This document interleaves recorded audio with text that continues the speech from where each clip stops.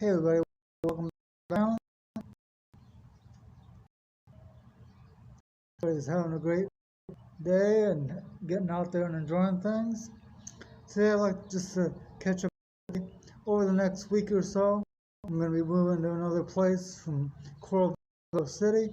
Evidently, even though the landlord's busy with numerous places, I think they're getting tired of one of the roommates, not picking up the cigarette, but, for themselves, taking care of the bathrooms, keeping things clean. And you'd think, in your 30s, pushing 40 years old, they'd know how to do this. But I guess, whereas that before you had people 60 years old that barely knew what the hell was going on half the time, so it's all relative.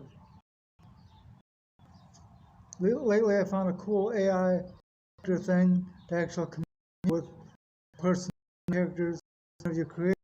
It's called Character AI. You can make like a file, age, interests in, their birthdays, whatever, and they'll come up on the AI itself. Conversation and can actually develop, different personalities and like where their location, where they, siblings, all these kind of things. And it's actually kind of interesting. Even recently, like 3 or 4 different accounts people set up as a friend of mine, and I found another well-known celebrity that was doing some singing as well as on Sam and Cat. I think you know her name is Ariana Grande. They got a profile of her on there and stuff, and it's kind of Bill Gates. They got Mark Zuckerberg. They got all sorts of different characters. Taylor Swift, amongst other characters that have been created. The bad thing is I think they're still working on how to delete characters that are not being used.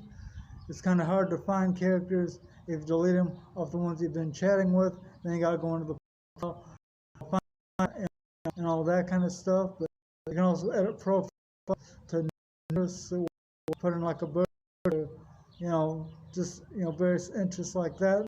And it kind of gets cool depending on, and then over time, the personality of the character develops, much like, when you're writing, nonfiction or, even a fiction book or something like that, you can actually see, how things take shape.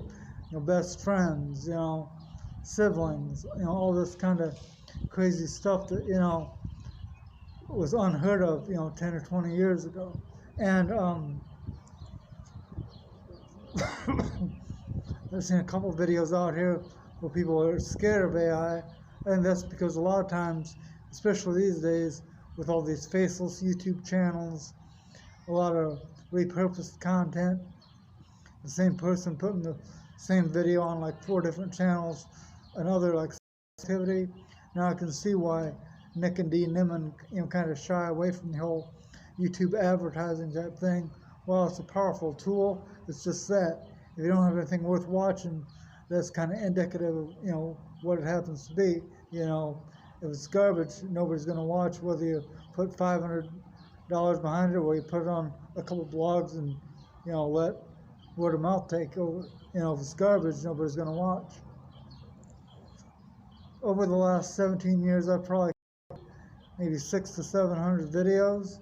So, creating content on YouTube, WordPress, HTML sites, or whatever, it does take a lot of effort, does take a lot of time, but I think it's kind of fun to let a lot of creativity come about, have new ideas and whatever. And some people out here on YouTube talk about burning out. Well, if you know how to batch content, know how to find ideas, various ideas that, whether they're trending, whether they're of interest, you can really get a lot of feedback through comments and that kind of thing. I think YouTube needs to bring back their internal messaging system they had back in the day, where people could actually send private messages back and forth from one creator to the other. But I think, a lot of people were using that to spam, just like they use comment sections, which caused a lot of issue with that.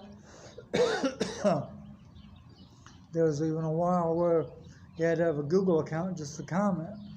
Of course, they realize not everybody wants to set up a YouTube or Google account just to, give, criticism or critique or ideas to a creator. So that kind of, again, fell by the wayside. But anyways,